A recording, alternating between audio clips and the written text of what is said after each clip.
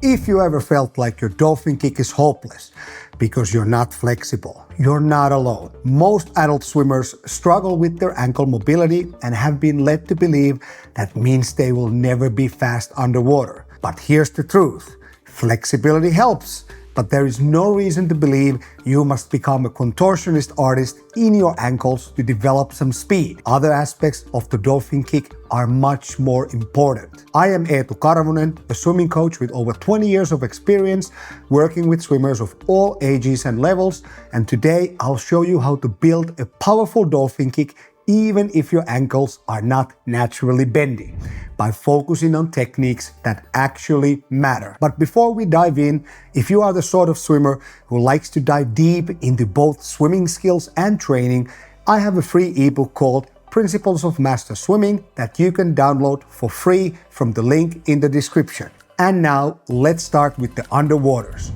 In my coaching career, I have helped hundreds of people with their dolphin kicks. People who had already given up hope because of their belief that they needed to increase their ankle flexibility. And yes, some swimming influencers and even coaching experts have also propagated this myth of high ankle flexibility being the foundation of dolphin kicking performance. And to a degree, I kind of agree. Because if you want to be elite, of course, ankle plantar flexion range of motion matters. And the guys and gals in the Olympics usually exhibit a natural ability in their ankle flexibility. But here's the thing, lots of other factors also matter, and they even might matter much more. Actually, a few scientific papers have investigated this and found no correlation between ankle range of motion and dolphin kick speed. Instead, what they have found is that higher ankle strength, larger movement and angular velocity at the hips, and synchronized joint movement timing and smoother force transfer from hips to knees to ankles are the things that will have the most effect on your dolphin kicking speed. So now, instead of diving deep into dry research data, I'll simply link the studies in the comments for those who are interested. But based on the evidence, we can quite confidently say that ankle flexibility isn't nearly as important as many swimmers think. Knowing this will automatically free up the possibility in your mind that even if you are this kind of a stealer type of a fellow, you can improve your underwater dolphin significantly. No longer can you just blame your stiff ankles and instead just start training the things that will improve you. And to start focusing on things that actually matter, I have 3 exercises for you. And we start with the classic one, surface dolphin kicking in a streamline. And I recommend using fins and a snorkel here. But if you don't have access to any equipment, that is completely fine too. Just don't try to mix breathing into this. If you're doing it without a snorkel, just stop when you need a breath and then breathe freely between short repetitions of kicking with your head fully submerged. And I kind of assume you know the basics. Keeping a tight streamline, your head locked between your arms, and pulsing the movement from your chest, aiming to whip the legs into the kick. But here is 4 things that you should also be focusing on.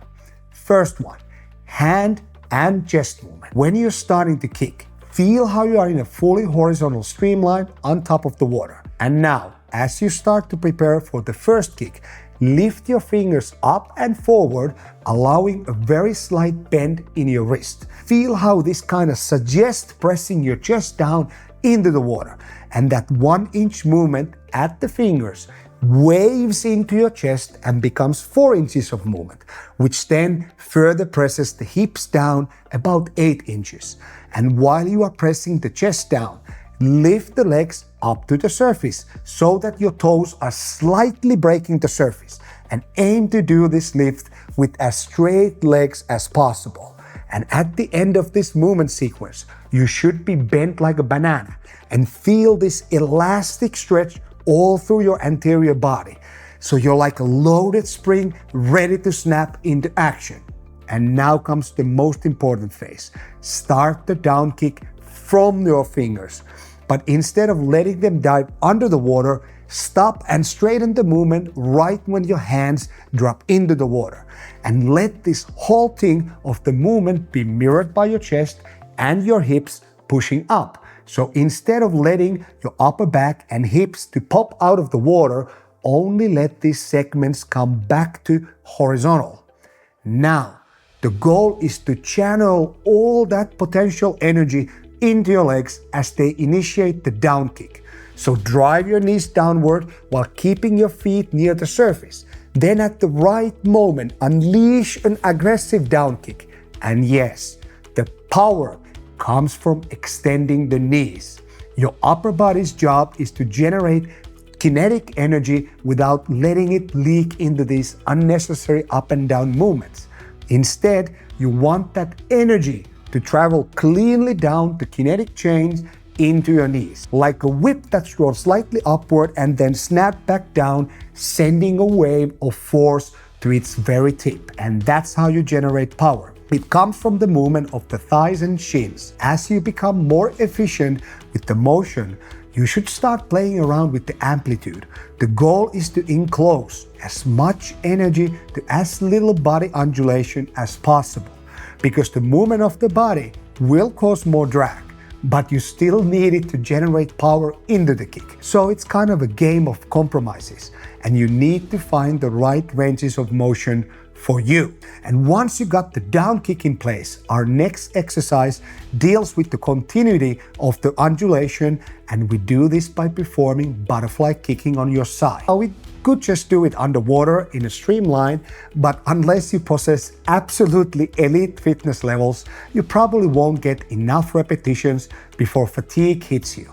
And that's why I suggest do it on the surface with one arm extended overhead and the other one at your side. And again, start the movement from your fingers and aim to generate as much force into your down kick as possible.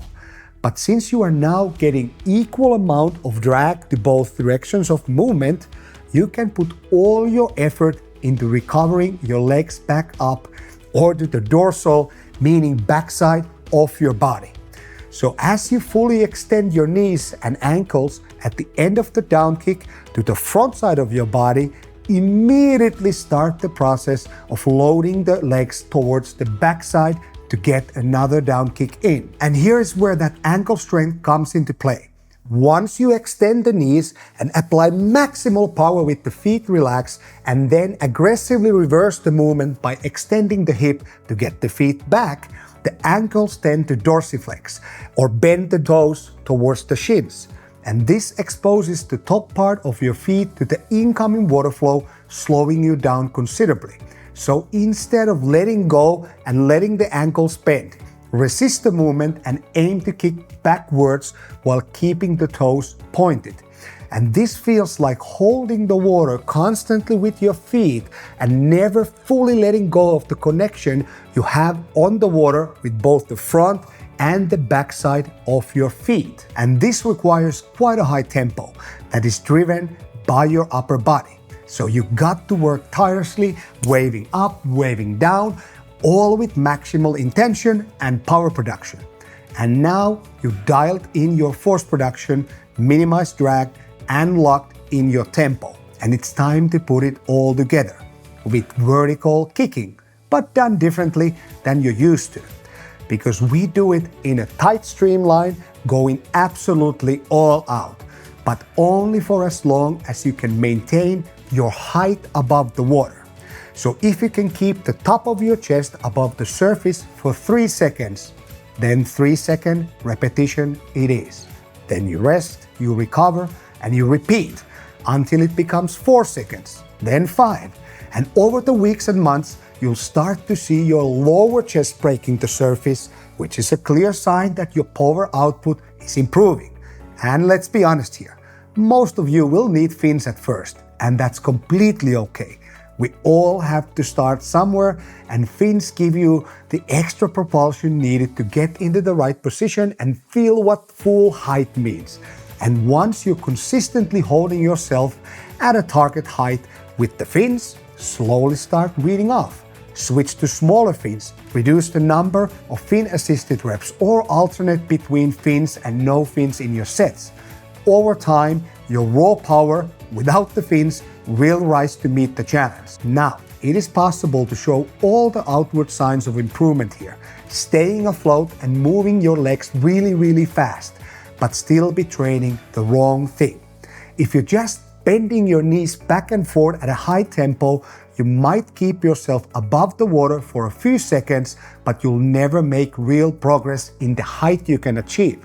That's why you need to fully commit to the complete motion, starting from your fingertips, flowing through your chest, into your hips, and finishing with that whip-like knee extension.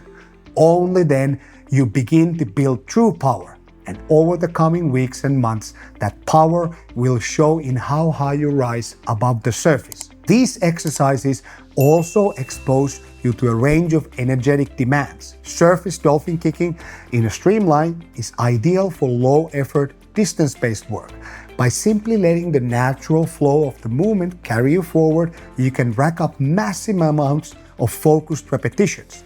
Done often or even daily, this ingrains the flowing rhythm of the kick deep into your nervous system. Butterfly kicking on your side requires more effort and is perfectly suited for moderate to high intensity intervals. So use this maybe 2 to 3 times per week to build high-end endurance and control. And finally, vertical kicking falls squarely under speed training.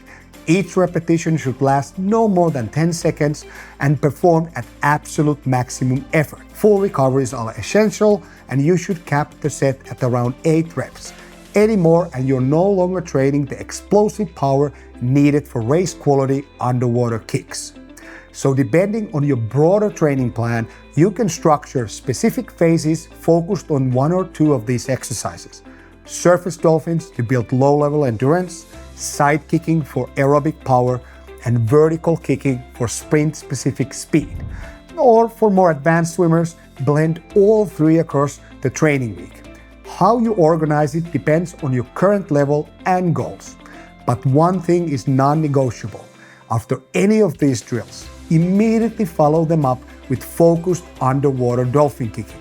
The purpose of these drills is to teach your body something, and the moment to transfer that learning or those learnings is immediately after, while the pattern is fresh.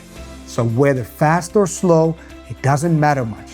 What matters is this: if you want to improve your underwater dolphins, you need to do a lot of dolphin kicking. Dolphin kick is all about harmony of movement and power production, not extreme ankle flexibility. You do not need gymnast-level ankles to be effective. Instead, focus on finding the right rhythm, the correct sequencing of movements, and building some real power. And you'll start feel the difference in just a few sessions. If you want help refining your underwaters or tackling any other swimming goals, I'd love to guide you. Click the link in the description to apply for one-on-one coaching with me. We'll start with a 30-minute strategy call to map out your path forward. In the meantime, check out my latest video on backstroke body position. Once your underwaters are dialed in, nothing beats carrying that speed onto the surface. Thanks for watching. I'll see you in the next one.